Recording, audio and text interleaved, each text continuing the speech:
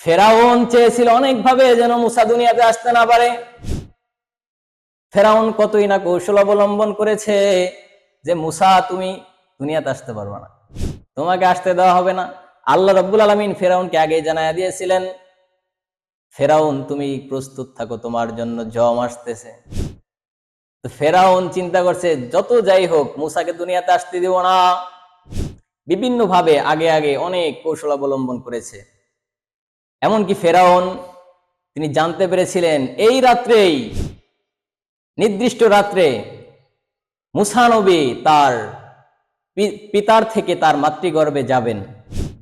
সেই রাত্রে ফেরাউন কি করছে, মিশরের সকল পুরুষদেরকে এক বিশাল গোডাউনের ভিতরে একত্রিত করছে, যাতে করে মুসা নবী তার পিতার থেকে তার মায়ের গর্ভে যাইতে না পারে, এমন অবস্থা। তো এই ফেরাউনের সাঙ্গুপাঙ্গুদের মধ্যে থাকে না লিডার, যারা নেতাদের ডান হাত বাম হাত থাকে, তো তাদের মধ্যে একজন ছিল মুসা নবীর বাবা ইমরান। মুসা নবীর বাবার নাম কি? ইমরান।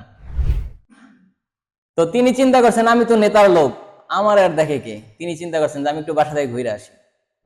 তার স্ত্রীও চিন্তা করছে আমি যাই দেখি ওখানে সবাই আটকায় রাখছে, তো আমার জামাই তো আর ওখানে থাকবে না, সে তো নেতার লোক, নেতার ডান হাত, যাই দেখা করে আই। তাদের দুইজনের দেখা হয়ে গেছে, তাদের মোলাকাত হয়েছিল। আল্লাহ রাব্বুল আলামিন কৌশলে কি করছেন, নেতার ডান হাতের মাধ্যমে কি করছেন, নেতার জমকে দুনিয়াতে পাঠানোর ব্যবস্থা করে দিয়েছেন। এরপরে মুসা আলাইহিস সালাম দুনিয়াতে আসার সময় হয়ে গেছে। এখন ফেরাউনের তো জিদ আরো বেশি, না জানি মুসা নবী দুনিয়াতে আইসা পরে কি হয়। এর মধ্যে ফেরাউন জানছে যে মুসা নবী মাতৃগর্ভে চলে গেছে। ফেরাউনকে বিভিন্ন ভাবে জানানো হইতো, ফেরাউন তো খোদা দাবি করছিল, অনেক কিছু হয়েছে না। তো ফেরাউন যখন মুসা নবী দুনিয়াতে আসার সময় হয়ে গেল, এখন বিভিন্ন ভাবে যখন পুত্র সন্তান পায় তাকে কি করে, হত্যা করে, যদি এটা মুসা নবী হয়ে যায় বড় হইলে। এই কারণে চিন্তা করতেছে, আর যারে পায় যদি কোনো পুত্র সন্তান পায় তারই হত্যা করে। এমত অবস্থায় মুসা নবীর মা চিন্তা করেছেন আমার পুত্র সন্তান, তাকে কিভাবে দুনিয়াতে বাঁচানো যায়। এখানে অনেক বড় ইতিহাস, বলার সময় নেই। মুসা নবীর মা তাকে একটা নৌকায় করে ভাসায় দিছিলেন, কাঠের নৌকা। সেই নৌকাটা বানানো হয়েছিল ফেরেশতার মাধ্যমে, জিবরাইল আমিন সেই নৌকা বানায় দিছিলেন। নৌকা যখন বানিয়েছেন, নৌকার মধ্যে পয়গম্বর মুসা আলাইহিস সালামকে রেখে নৌকা নদীর মধ্যে, খালের মধ্যে ভাসায় দিছেন। আর তখন নদীর পানি ফেরাউনের বাড়ির দিকে যাচ্ছিল। ফেরাউনের স্ত্রী আসিয়া তিনি গোসল করতেছিলেন নদীর জলে। এমত অবস্থায় দেখতেছেন একটি নৌকা আসতেছে, খালি নৌকা, কিছু বোঝা যায় না। কিন্তু যখন নৌকা কাছে আসলো তখন দেখা যায় নৌকার মধ্যে একটা ফুটফুটে সন্তান, কত সুন্দর সন্তান, পুত্র সন্তান। তিনি চিন্তা করেছেন আমার ঘরে তো কোনো সন্তান নাই। তিনি বাচ্চাটা নিয়ে গেলেন। যখন ঘরে নিয়ে যায়, বাসায় নিয়ে ফেরাউনরে বলছে দেখো আমাদের তো কোনো সন্তান নাই, এই সন্তানটা এত সুন্দর, এই সন্তানকে আমরা কি করব, লালন পালন করে বড় করব। ওইদিকে ফেরাউনও চিন্তা করছেন আসলেই তো আমাদের তো কোনো সন্তান নাই, এত সুন্দর সন্তান, তারা আমরা রেখে দিই, আমরা লালন পালন করি। যেখানে ফেরাউন মুসা নবীকে দুনিয়াতে আসতেই দিবে না, আল্লাহ রাব্বুল আলামিন সেখানে সেই মুসাকে ফেরাউনের ঘরে কি করতেছেন, লালন পালন করাইতেছেন। বিশাল ইতিহাস, বলতে সময় লাগবে। তো একদিন ঘটনাক্রমে মুসা আলাইহিস সালামকে ফেরাউন কোলে নিছেন। ফেরাউন সুঠাম দেহের অধিকারী, যারা ছবিতে দেখছেন, অনেকে দেখছেন না ভিডিওতে, ফেরাউনের লাশ যে মমি করা এখনো মিশরের জাদুঘরে অবস্থান করছে। তো ফেরাউন মুসাকে কোলে নিয়েছে। মুসা নবীর অনেক জিদ ছিল, মুসা নবী দুই একটা থাপ্পড় দিছে ফেরাউনের গালে। থাপ্পড়ের সাথে সাথে ফেরাউনের সুঠাম দেহের মধ্য থেকে, গাল মোবারক থেকে একটা দাড়ি পড়ে গেছে গা, আর খুব ব্যথা পাইছে। নবীদের থাপ্পড়, বুঝেন না ব্যাপারটা। ব্যথা পাওয়ার পর তো ফেরাউন চিন্তা করতেছেন না জানি এই সন্তানই আমার জম হয়। তিনি চিন্তা করে করে বলতেছেন না, এই সন্তানকে রাখবো না, ওকে হত্যা করে ফেলবো। তার স্ত্রীকে বলতেছে। এখন তার স্ত্রী বলে তুমি তাকে কেন হত্যা করবা? বলে ওই আমার শত্রু হবে বড় হয়ে হয়তো। বলতে তোমার কথার তো কোনো ঠিক ঠিকানা নাই, এটার কোনো গ্যারান্টি আছে?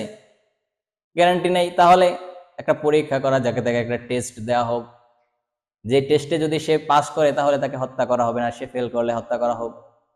এমনিতেই কোনো প্রমাণ ছাড়া তো আর কাউকে হত্যা করা যায় না।